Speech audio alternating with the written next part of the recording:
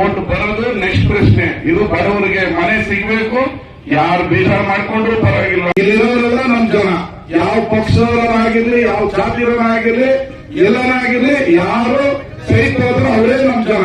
ನಮಗೆ ಪಕ್ಷ ಭೇದ ಯಾವುದಿಲ್ಲ. ಜನ ಕಾಂಗ್ರೆಸ್, ಬಿಜೆಪಿ, ಒಕ್ಕಲಿಗರು, ಲಿಂಗಾಯತರು, ಕುಂಬಾರರು, ಸವಿತಾ ಸಮಾಜ ಯಾವುದು ನಮ್ಮ ಹತ್ರ ಇಲ್ಲ.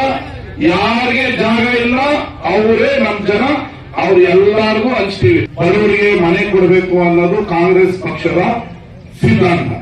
ಯಾರಿಗೆ ಮನೆ ಇಲ್ಲ ಅವರು ರೋಡಲ್ಲೋ ಇನ್ನಲ್ಲೋ ಮಲಗಬಾರದು, ಬಾಡಿಗೆ ಮನೆಯಲ್ಲಿ ಇರಬಾರದು. ಮಂಡ್ಯ ಅನ್ನೋದೊಂದು ಕೂಡು ಕುಟುಂಬ. ಮೊದಲೆಲ್ಲ ಚಿಕ್ಕ ಮಕ್ಕಳಿದ್ದಾಗ ನೀವು ಒಂದೇ ಮನೆಯಲ್ಲಿ, ಈಗ ಅವರೆಲ್ಲ ದೊಡ್ಡವರಾಗಿ ಬೆಳೆದು ಹಬ್ಬ ಮಾಡಕ್ ಜಾಗ ಇಲ್ಲ, ವಾಸಿಸಕ್ ಜಾಗ ಇಲ್ಲ, ಉಸಿರಾಡಕ್ ಜಾಗ ಇಲ್ಲ.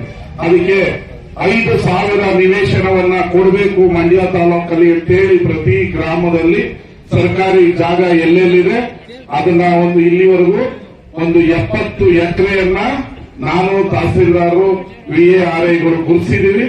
ಇವತ್ತಿಂದ ಹಂತ ಹಂತವಾಗಿ 5,000 ಜನಕ್ಕೆ ಉಚಿತವಾಗಿ ಯಾರಿಗೆ ಬಡವರಿಗಿಲ್ಲ ಸೈಟ್ ಅನ್ನ ಕೊಡುವಂತ ಕಾರ್ಯಕ್ರಮವನ್ನ ಇಟ್ಕೊಂಡಿದ್ದೀವಿ.